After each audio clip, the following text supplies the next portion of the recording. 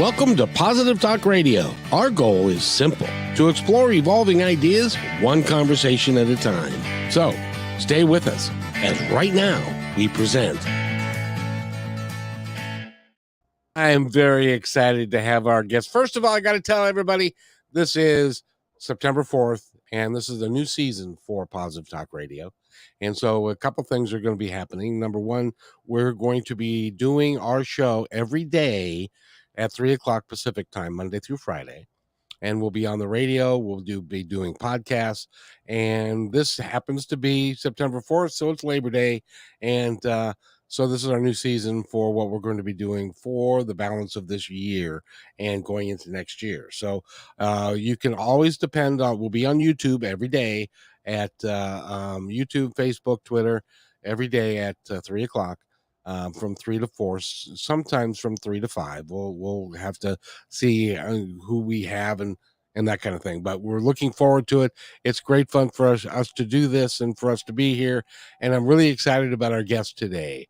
Her name is Aggie Jordan, and she has written a book, and the book is called A Woman's Voice Should Be Heard, which I thought they were, but apparently they're not as much as we've gone back a little bit of late, and I'm glad you're here because we can talk about all the things, all the work that you've done throughout your life. And the first thing I've got to ask you is, I was reading something about what it's like to be a nun, to be in a convent, and the interesting experiences that has. And you know about that because when you were 17 years old, you became a nun and entered a convent because you had a strong Catholic background and you grew up Catholic. And so and you were a nun for 8 years. No, I was a nun for 14. Oh, well, it says right here, and let's see, no, there's a nun. Oh, I taught school for 8 of those, though. That's okay. That's fine. Okay. Well, so welcome to the show, by the way, and I'm glad you're here because thank you so much. I'm so glad to be here. This is a huge topic.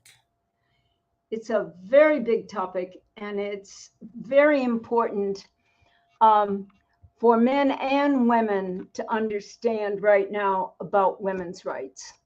And of course, my book is a memoir, and it's a history that says how I got from being a nun to being a fighter for women's equality. And all of those battles that we went through in the last couple of decades of the previous 20th century, where we thought we made great progress.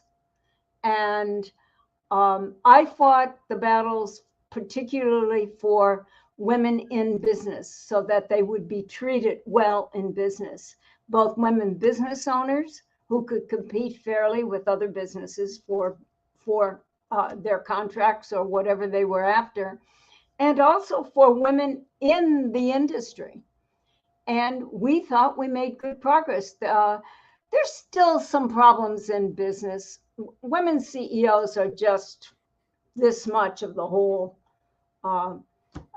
possibilities in industry, but they're moving into it. But what's happened recently with the Supreme Court in June was so devastating to women and to some men, because it's an attack on the family. It was that Supreme Court decision to reject Roe versus Wade and to give women the freedom over their own lives, over their own health, which is really what they did. They took away women's right over their own health and have infuriated doctors and just a whole I can't imagine how many different groups of people they've infuriated. Oh, yeah. But they also gave the right to states to begin to eliminate abortion. When they did that, state legislatures 23 state legislators voted that abortion would not be legal, and they really hit it hard.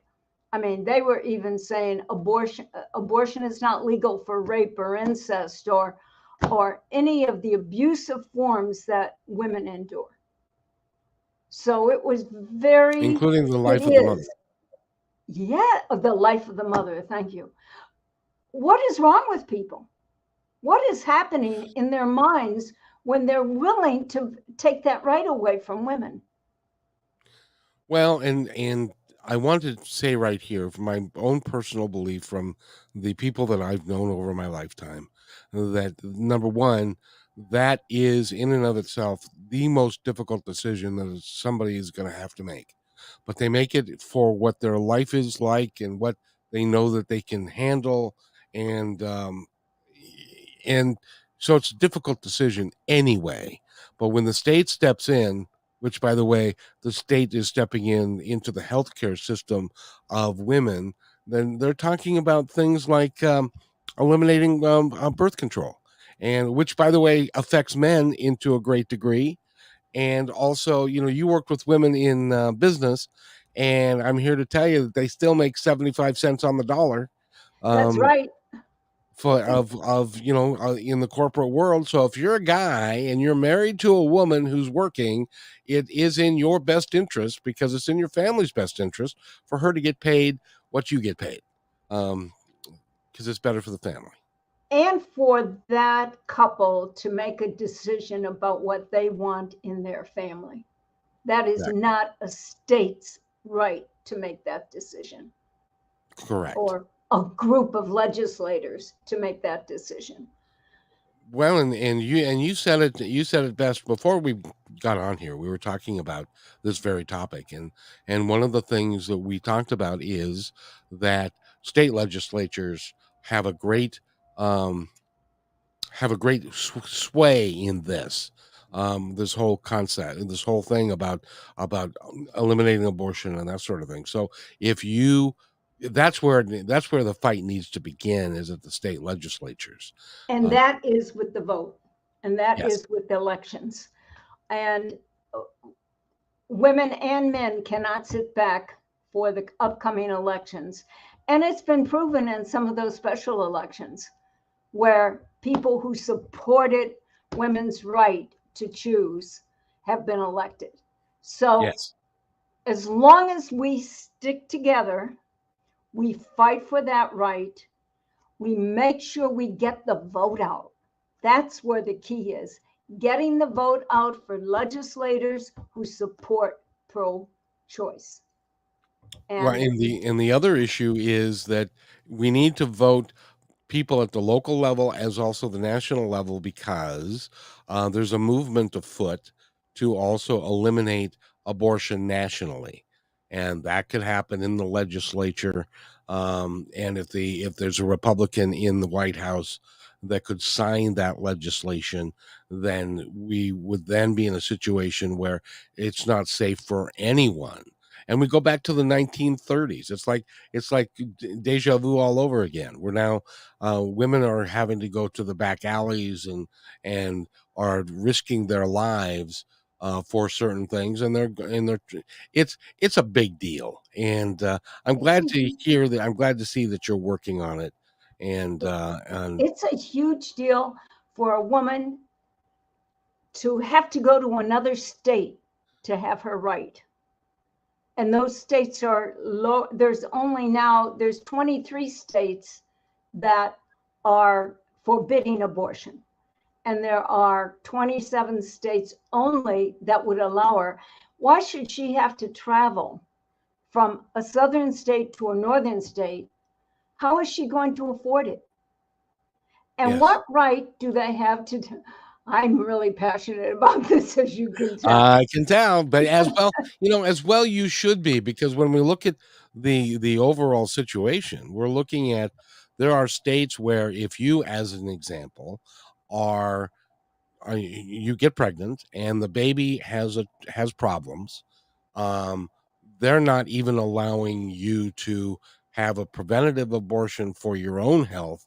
And when the baby is either passed away or is not going to be functional, they're not allowing you to do that. And then that means that if the baby dies in the womb, then sepsis can occur, and then the mother's life is in jeopardy.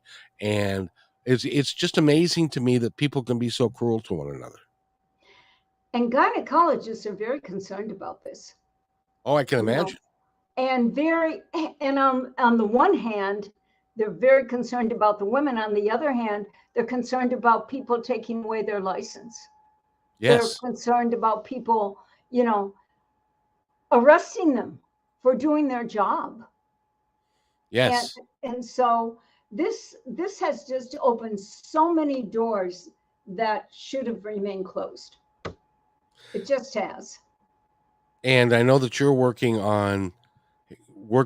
with other women and other people to get the vote out so that we can, because if you look at the votes that are happening, one happened in Kansas not too long ago, and in several other states where they put up to the vote, should we change the abortion laws to make them more restrictive?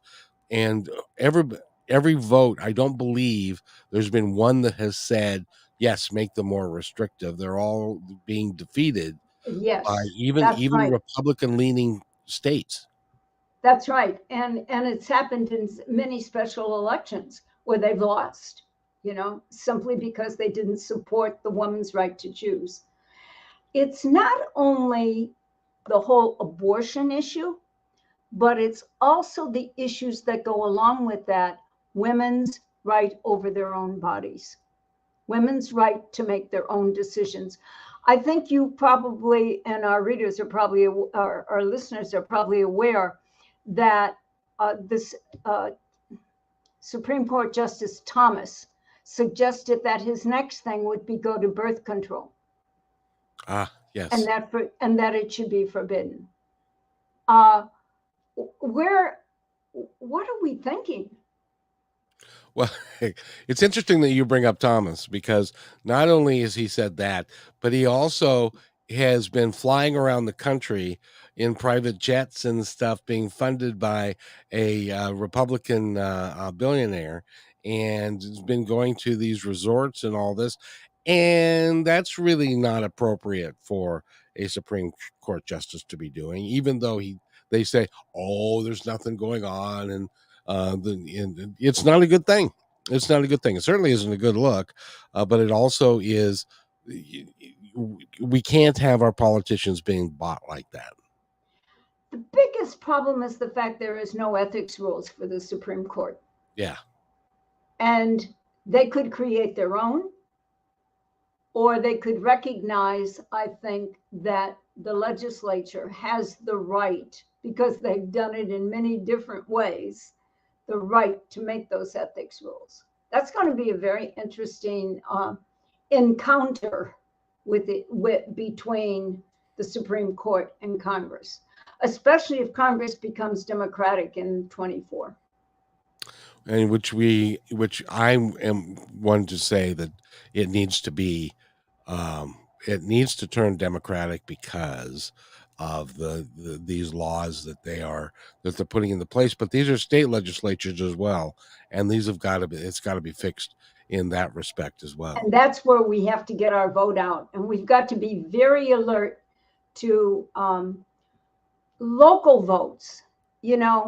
Legislatures, legislative people start locally, and then they go to Congress, or then they go to the state assembly or the state senate. And we need to be aware of the people who are running for almost everything and what their position is. Including we're not. Yeah. We're not. Right. No, we're not. Well, here's the problem, and I love, and Holly Berry has commented for us, and I'd like to bring it up. What's your Positive Talk Radio take home advice for? What can we do to help eliminate, to do something in a positive way to affect positive change in what's going on in the country right now? For me, it's to get out the vote for women to get out the vote, because we have to be sure that the people are voting for their rights and know what this whole election that's coming up is about. Because their rights will be taken away from them if they don't understand who they're voting for. They just will. That's true.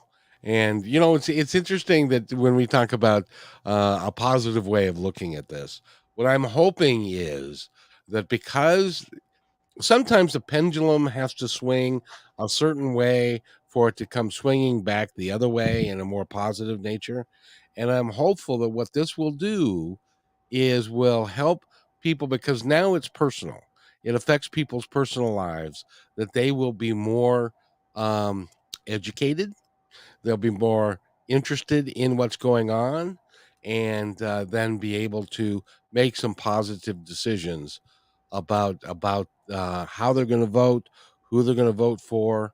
Um, let's see. Holly's got another comment. Let's bring this up. And where's the Okay. best, where's the best way to educate ourselves about the topics up for a vote?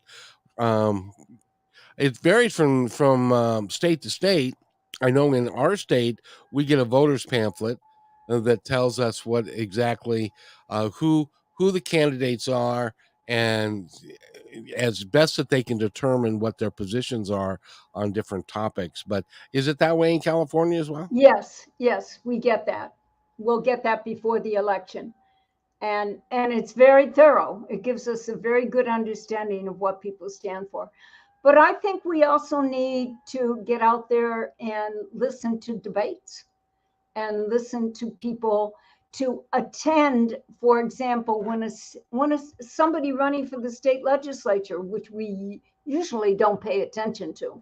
Right. We go to where he's going to be locally for us and listen to him and ask him questions and find out what he stands for. I mean, I'm really talking about, we have to get more people involved in our elections and in the process, because it's not going to happen without us out there getting people to vote.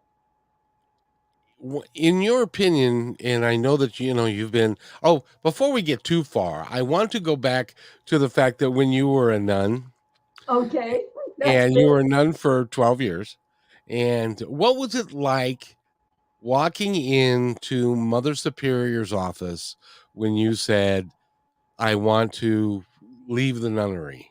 What did that conversation look like? Well, I was still in graduate school. I was in my last year of graduate school. And what I did was I wrote a letter uh, to the Mother General. But you're going to laugh at this. But her assistant called me. And in my letter, I had said I would like a leave of absence, because I was thinking, well, maybe I need a year to really cool, and really be sure. I was sure, but I was still saying, okay, well, and then I would go back to the college and teach for them. Okay. And the assistant said, why don't you just go? I told you were going to laugh. It's like, gee whiz, thank you very much. Yeah. And I thought, and I said to her, okay, I will. I mean, it was just that simple. I will. And I will rewrite the letter. So it wasn't, it was very disheartening, because I had been away for 4 years. And the one thing that I found at the University of Notre Dame, where I lived in Lewis Hall, and many of the women there were nuns. And I was so enthralled with their minds, with their being updated with everything about them. And my community was not like that. And I just found a home at Notre Dame. Mm-hmm. And let me tell you a story. It was right after the Vatican Council. It was in the late 60s. And a German theologian came from Germany and to talk to us. And one thing he said was, men are the action makers in the church and women are the receptacles. Oh, boy. Now I'm still in my habit, right? I'm still on. And I'm listening and I'm thinking, yeah, that's how it is in the church, right? That's what I concluded. So I leave that lecture, go back to Lewis Hall where we lived, and in the lobby is all of these women and nuns in and out of habits, led by a woman theologian, Sister Suzanne. And I hear this from her, and she says, "How dare he?" And all of a sudden, I became a new person. I became a woman's equality person. I went up to talk to her. From that moment on, I don't think he really knew that he had a whole group of women converted to women's equality with that statement in the church. Well, I now understand I'm not a Catholic. Uh-huh. I Okay. would I was a Lutheran, which is kind of like Catholic light. Okay. And stuff, but that's how the church has always operated. It is operated by men, and women are subservient to just how they used to view marriage. I don't know how they view it today, but the women would be subservient to the male dominated, um, Oh, yeah. which is why women to this day cannot be priests, which doesn't make any sense to me at all. It doesn't make much sense to most people, except those guys in Rome. Well, Yeah. I can't say that. They're here in the US too and all over, Yeah. Is it because they are scared of women, or is it because I know that they've got a theological reason for it, that all of Christ's disciples were supposedly male, except they forget about Mary Magdalene to a great degree. But And a lot of women who followed him. And how do they know they weren't women? There weren't women that were equal to those apostles. How do they know that? they don't. No, none of us really know that. But the position of women in the church is still second class in the Catholic Church. Yes. And as long as that rule exists for no married priests, no women priests, no people who are different priests, then, and you ask the question, why is that? My understanding is that it stems from the Middle Ages, actually about the 11th century, where they had an abuse of finances. And it was families and priests, they were married up to that time. And they had that, it just abused the whole system of finances. But to me, that's an excuse. The Episcopal Church, the Lutheran Church, every denomination has married preachers, learners, whatever, and there's no problem. Well, I want to ask this because I haven't had a chance to talk to somebody who actually was a member in the hierarchy of the church, being a nun. And what I don't understand is, um, I've interviewed several people who were abused by priests in either school or at church, and it has affected their lives to a great degree. Doesn't the Catholic Church understand that by saying, no, you can't have a girlfriend, you can't have a wife, that they're attracting a different type of individual to the priesthood? They have to understand that. They have to understand that. And for a while, I was beginning, and I still do, I think. I have a little bit of hope for Pope Francis, who has made such statements, really, and believes that they are attracting people. They're attracting certainly pedophiles, but they're also attracting only gay men.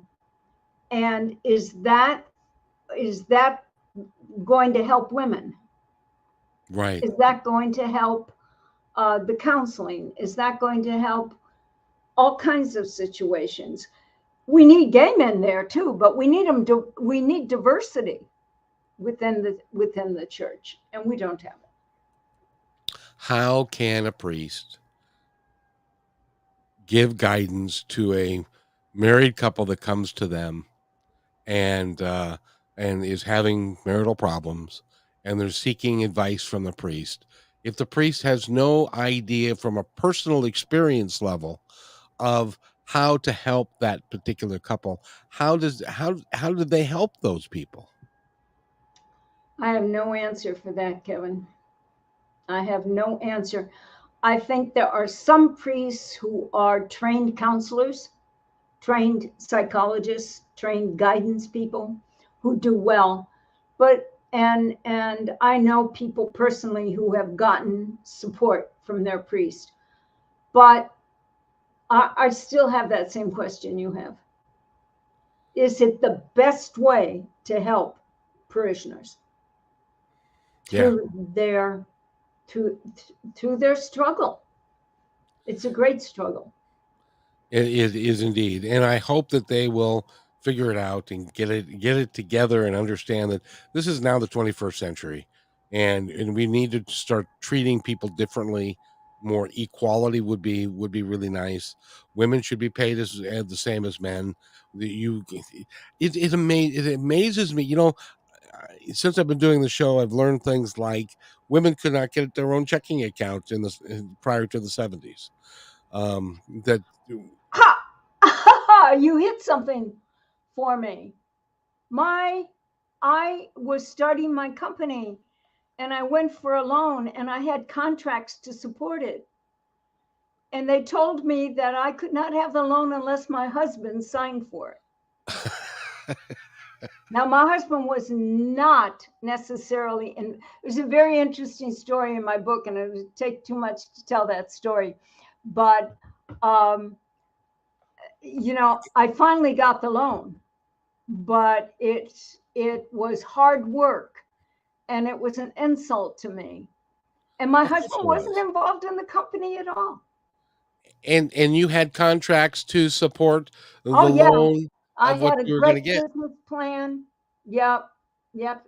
And it was because of the good business plan that they finally gave it to me, and I fought for it. I mean, I really did. There was a law that forbid that, but in Texas, they weren't looking at that at that moment. You just said the word.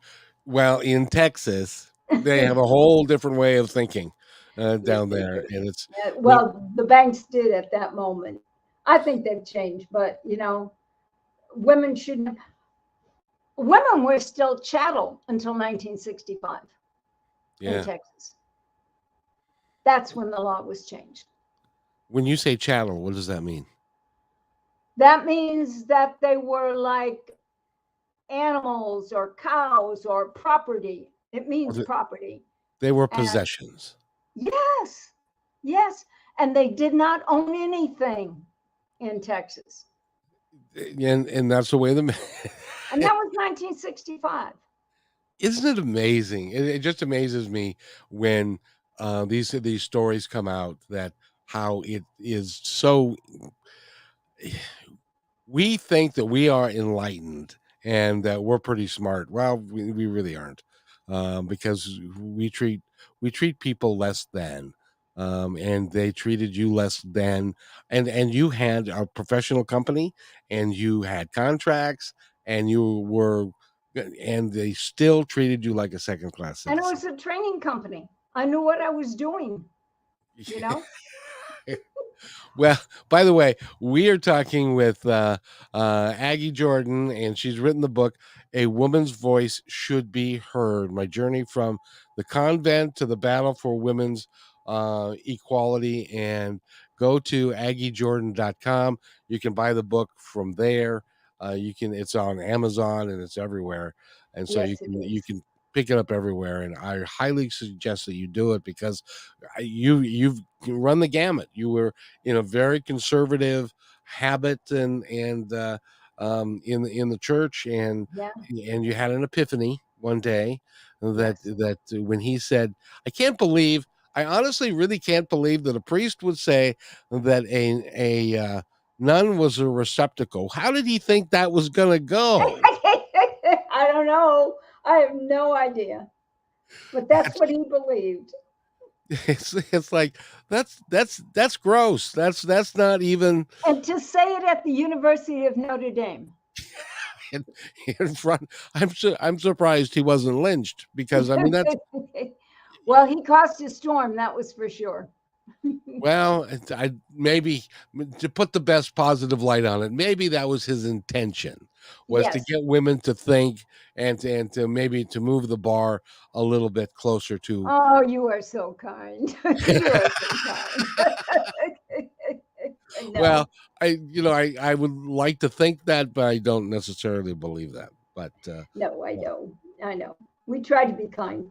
yes, indeed, and I'm really hopeful that your book. By the way, when did the book come out, The book came out last November.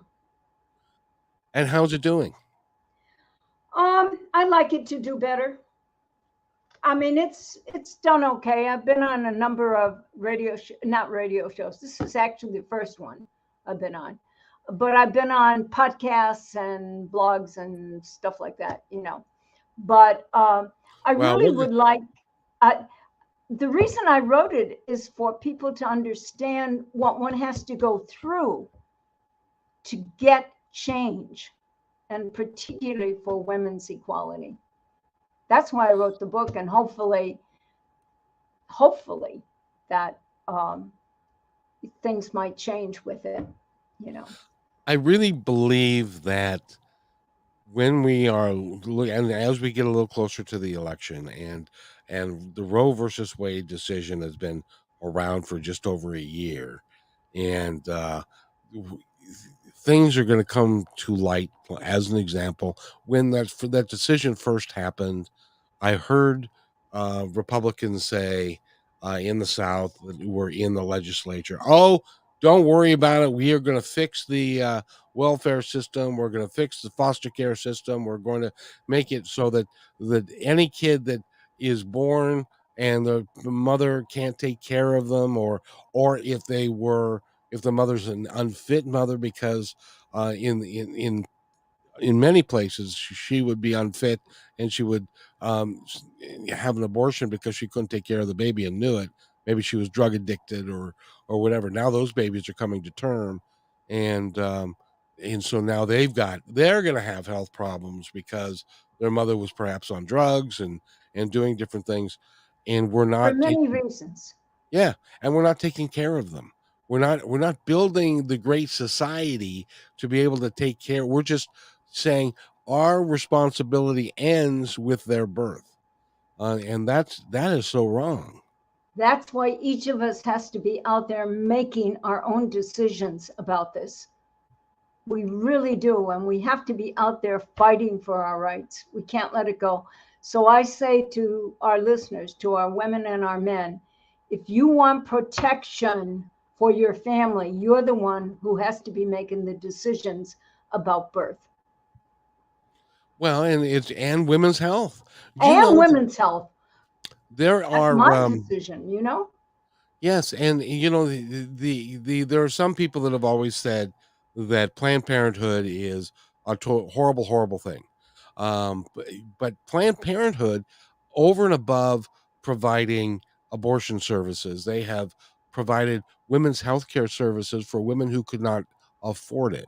And so they do it for free, and they do physical exams, and they do education, and they help people understand the consequences of what can happen if you have unprotected sex and that kind of stuff. So they do a lot of really good work, and there are people in this country that want to get rid of them. I don't understand why education in the world of sex and the human anatomy and stuff, why that is such a bad thing for some people. Have you figured that part out? No, I have not. And I really feel we need to support Planned Parenthood in every way, both with our legislatures, but also personally with whatever money we have to help them out. Because Planned Parenthood is the way to get the message out to people about the damage that is being done. And they're And taking that role, you know. and especially the people, the population that they serve are not the population that has medical benefits that That's can right. go to their primary care and can go to their gynecologist. These women by and large don't have those because they can't afford them, and so they need a company or a process like Planned Parenthood so that they can get the services that they need regardless of what they are, and without having to break the bank, or they have to make a decision of whether or not they're going to feed themselves and their kids or go to the doctor, and that's never a good thing. So I agree with you. I hope people will support Planned Parenthood and other organizations that do that, that help the Right. underprivileged, the underserved, so that they can live their lives a little bit better without. And this is the thing, in those 23 states, do you now? I don't know this. In those 23 states, is Planned Parenthood still around, or do they all? Are they scared to even offer? Many of them are closed. Many of them are closed because See, and they that's had to close. Yeah. Uh, and it isn't and even. Yeah, go ahead. they still, they're the ones that are existing can still, I mean, there are 27 states who are still supporting them. Okay. But but in those 23 states, Planned Parenthood is getting no support, and they need Right. it. Yeah. Well, and just to help, I don't understand this as well. Somebody needs to explain this to me. Somebody apparently is much smarter than me, but it seems to me that if you want to eliminate unwanted pregnancies, I think Bill Clinton said this. He wants he said abortion should be safe, legal, and rare. And the way to make them rare is to provide education to everybody and the necessary things that prevent pregnancies, so that um my mother, God rest her soul, passed away a couple years ago, and I made that argument to her. She was a conservative Christian, and I made that argument to her that said, and I would really love your opinion on this. My opinion was, we need to provide education to everybody so they know how it works, and also the tools to prevent it, be it a condom, be it a birth control, so that they can eliminate the unwanted pregnancies. And her attitude was no, because then they'll just have sex wantonly and openly, and everybody, you have sex everywhere, and you'll have sex on the streets, and rather than understanding that the gospel. You know who Whoopi Goldberg is? Whoopi Yeah. Goldberg. Yeah, sure. She says, in my world, the gospel according to Whoopi is kids are going to have sex because it feels good, and they have That's sex for a right. whole. They have And sex for a and whole. they're going through all this hormonal change. Of Yes, course they're going to have sex. I mean, they. that's why they were created that way. That's What right. is wrong with people who think they're going to stop it? Wow, and it's because that was my mother's whole point was they people should not have sex until they're married. Which Yeah. it's like, Yeah. well, Yeah. that's going to happen anytime soon. And Um, and now today it's normal for people who live together before they're married. Would you know marriage is the percentage of married people is going down Yeah. because Yeah. many more people are just deciding to live together rather Yeah. than going and getting married. Right. There's one thing I want to say to you, and that is I am so happy you have this positive talk radio. And the reason is there's not enough radio shows that give forth this opinion of people who support liberal causes. I'll call them liberal. I think they're just normal causes. I just think they're causes that people have to, we have to do it in the United States if we're going to help people. And I wish we had a lot more of you in this country. And so thank you for doing this. I know when somebody takes this on, it's a big challenge, but you're doing well.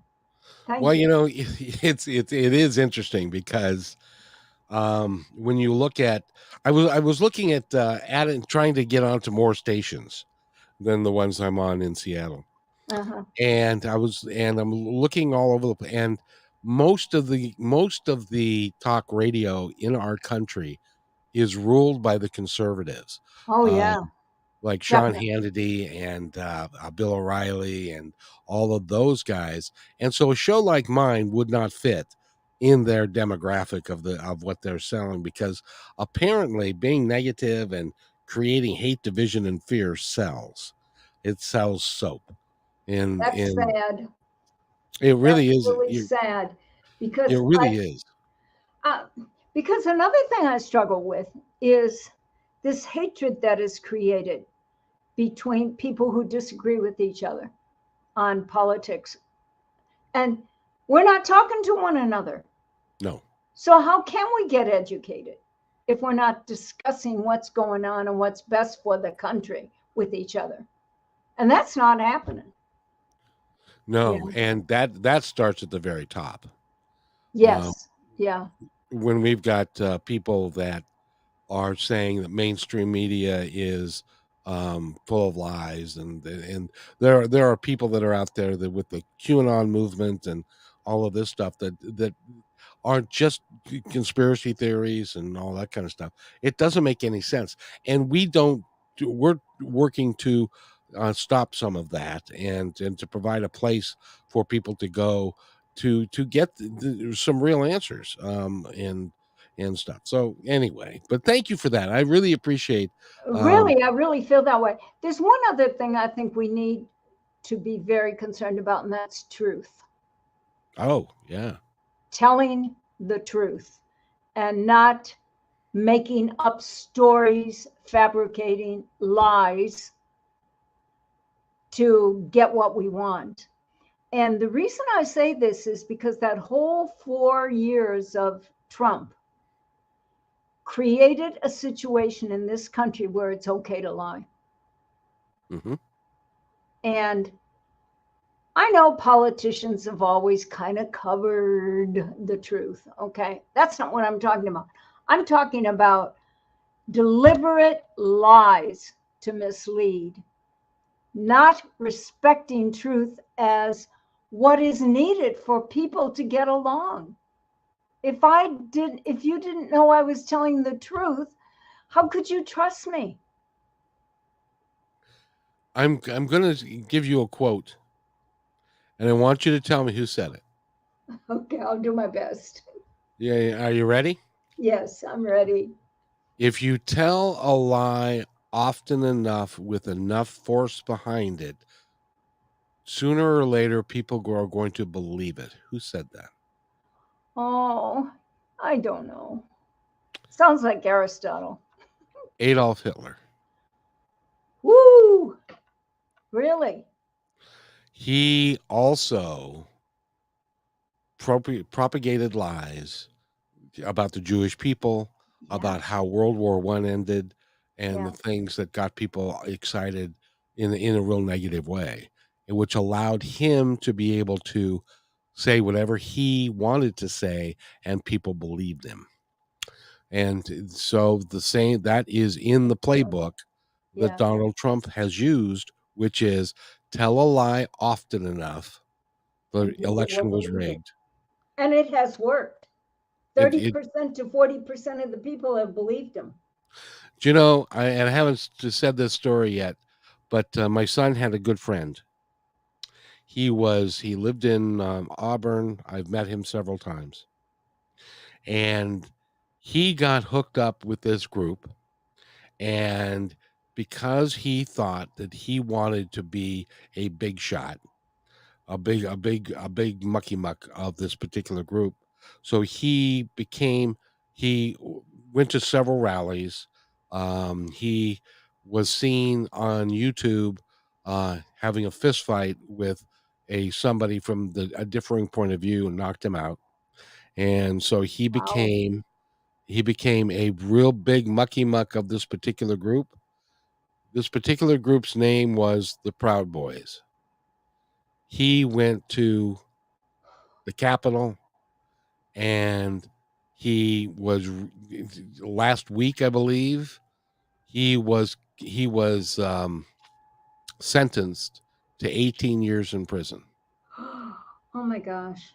And he grew up right around here, but had gotten he'd gotten involved with this group that was full of lies, and he believed them, and he believed the conspiracy theories.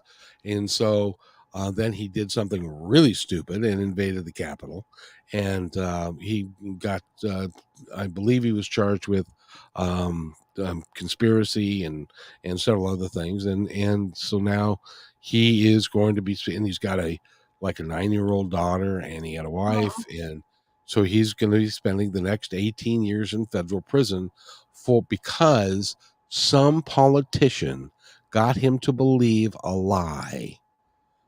And that lie ended up being a position that was held by several right-wing groups, including the Proud Boys.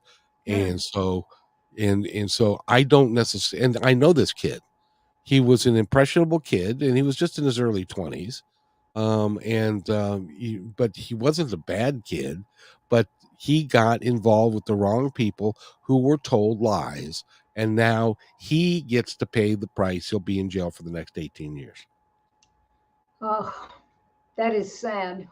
It's really And his son knew him as a friend. he was one of his best friends. I met him several times. Oh, your son His must be brokenhearted, though.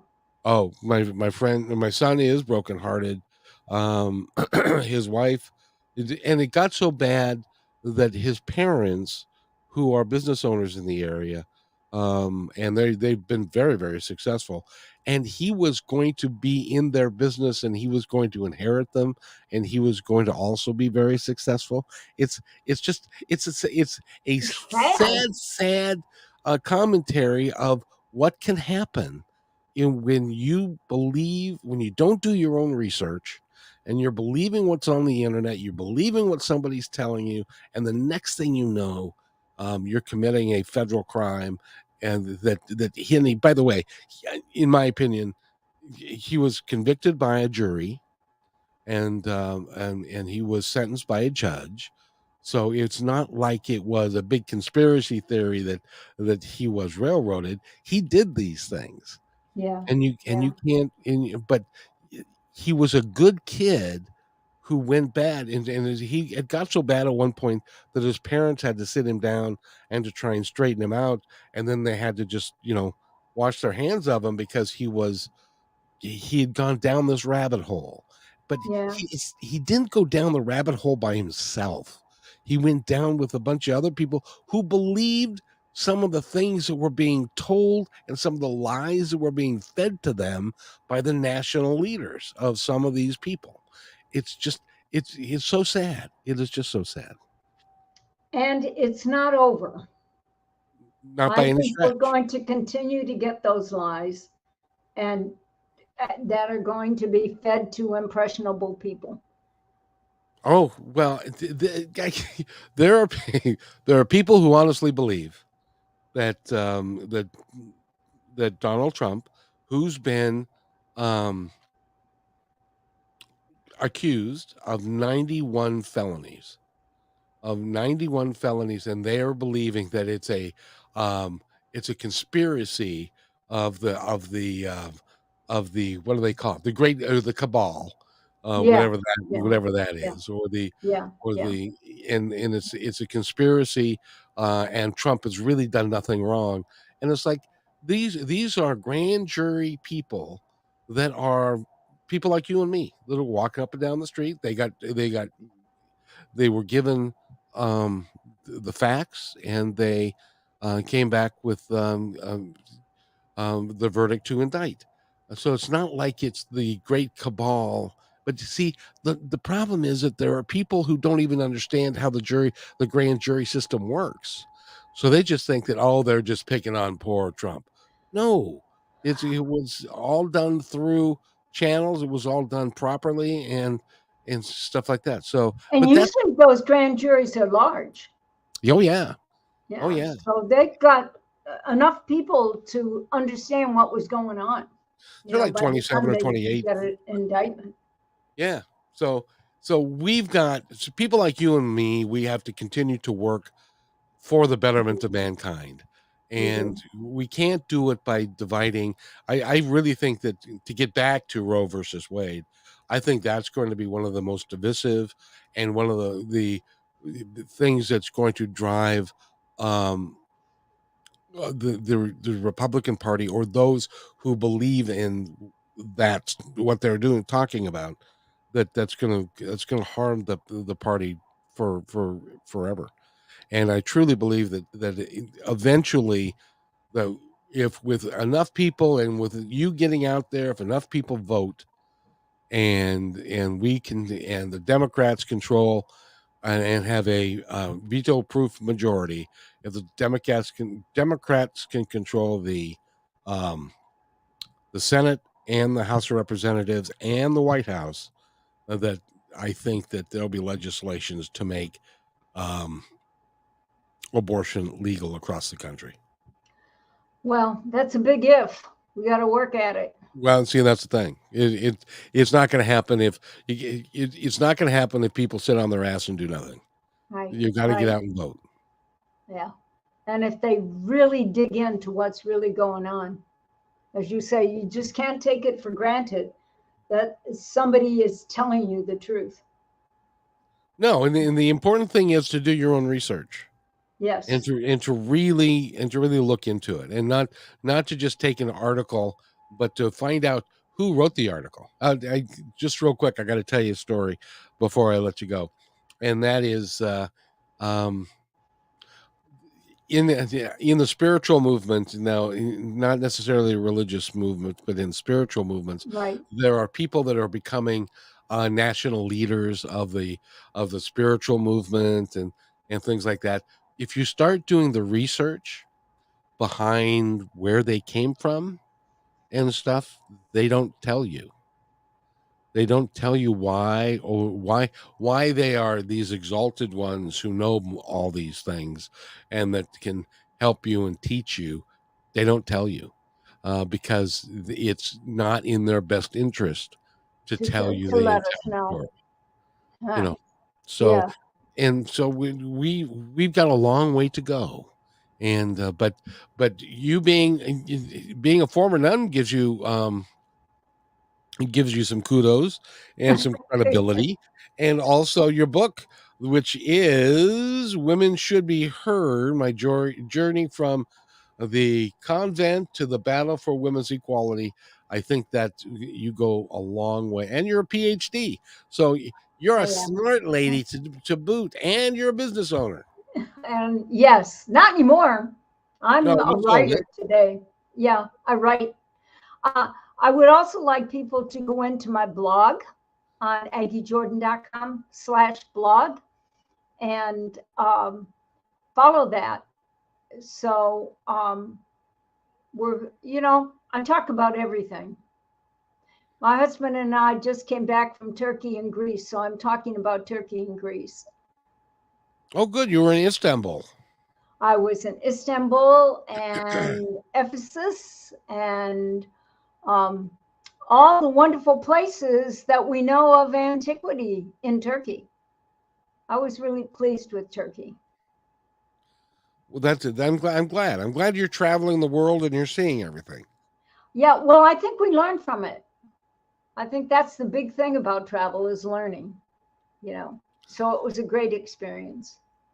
Was it hot over there? No, It wasn't as hot as it is here. And when I can take anything over 110, it wasn't near that.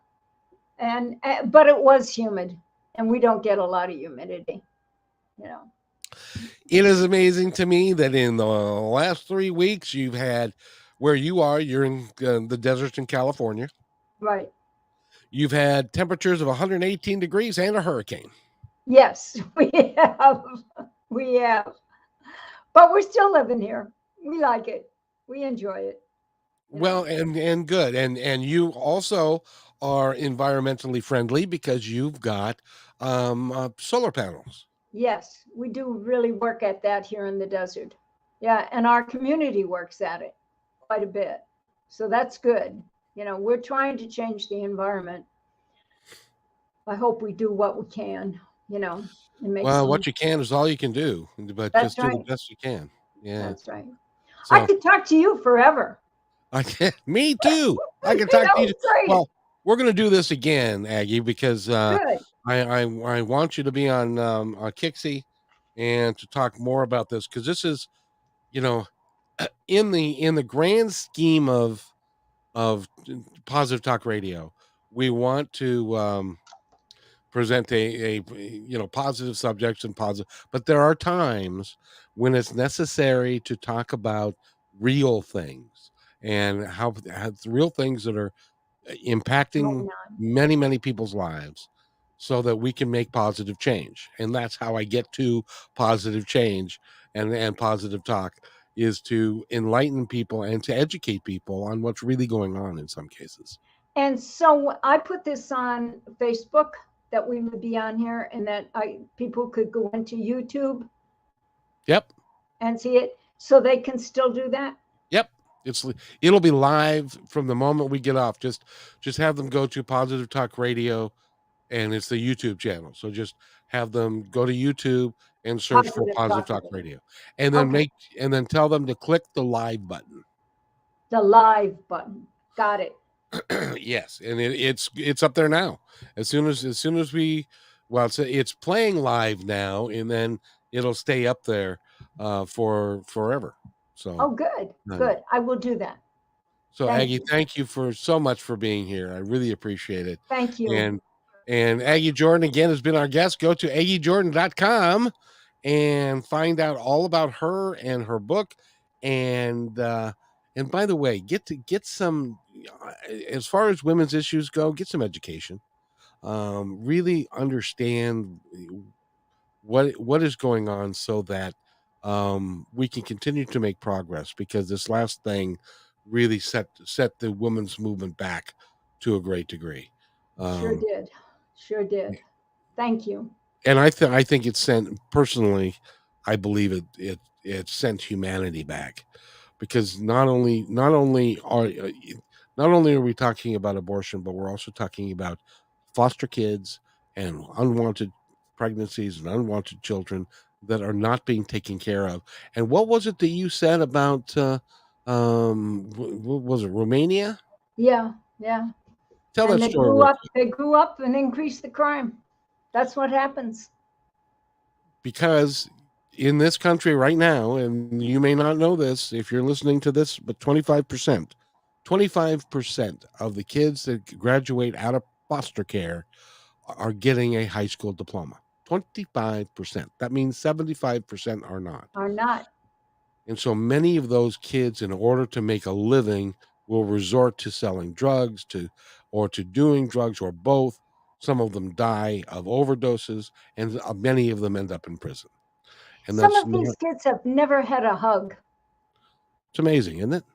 There are. I know several people in my world that